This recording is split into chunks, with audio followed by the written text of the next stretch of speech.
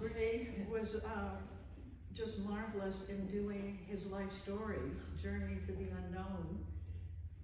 His birth was, he didn't even know, some year, probably about 1940, in Chongqing, China, with the Japanese dropping bombs on Chongqing. He was number 10 in the family, and he saw brothers and sisters killed before him, and his mother said, I found a spot on a junk going down the Yangtze River. I want you to be on it tonight, and I hope to see you again sometime in life.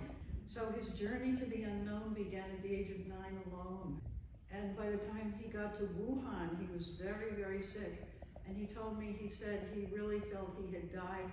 He remembers rising and looking down. He could see his mother somewhere sobbing, saying, I cannot leave, you cannot go. And so he said he willed himself down again. Somehow got to Shanghai as a stowaway on a boat to Hong Kong and then Taiwan, where he lived in a tent. He was a tent person going to sometimes to a library or to a class in a school or somewhere. No education really. At one point he joined the Taiwan Navy, where he said there was, the BBC was on and they were speaking English, and he said all of a sudden he got the key. That's how he learned English. Just, I mean, his way of doing things was like no other I ever heard of.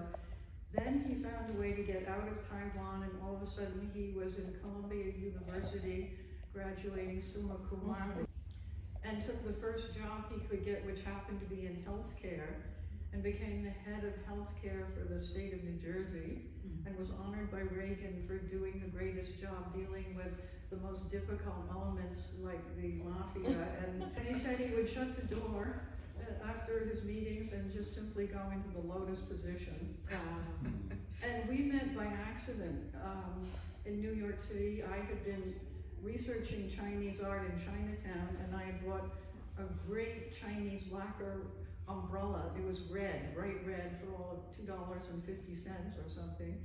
And I just loved it, and I was waiting to cross the street, and up pulls an identical red Chinese umbrella. And there he was, and it's like, we both recognized each other. He said, I know you, and I think I said, I know you too.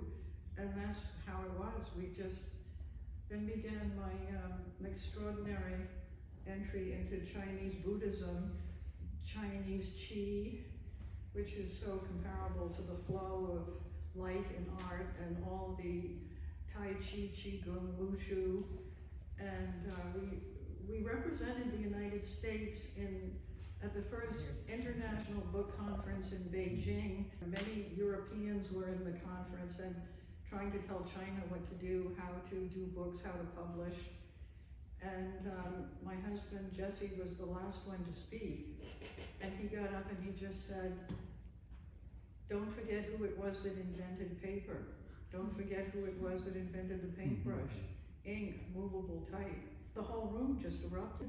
And he wasn't even supposed to speak. He was just, it was, that's a little bit, but he's a devout Buddhist, and his passing was phenomenal. He looked to pictures of his spiritual teacher, and then he looked up with, it was just clear light in his eyes, and then he lay back down on the pillow smiling, the most beatific smile I've ever seen. And at the same moment, his living Buddhist teacher was giving a lecture 50 miles away in North Bend on the medicine Buddha, and he suddenly stopped and he said, I've just seen Huang, his Chinese name, Huang, ascend to the Pure Land. It's just extraordinary. It's so beautiful, I wanted to go too. It's just, I've never seen a more powerful moment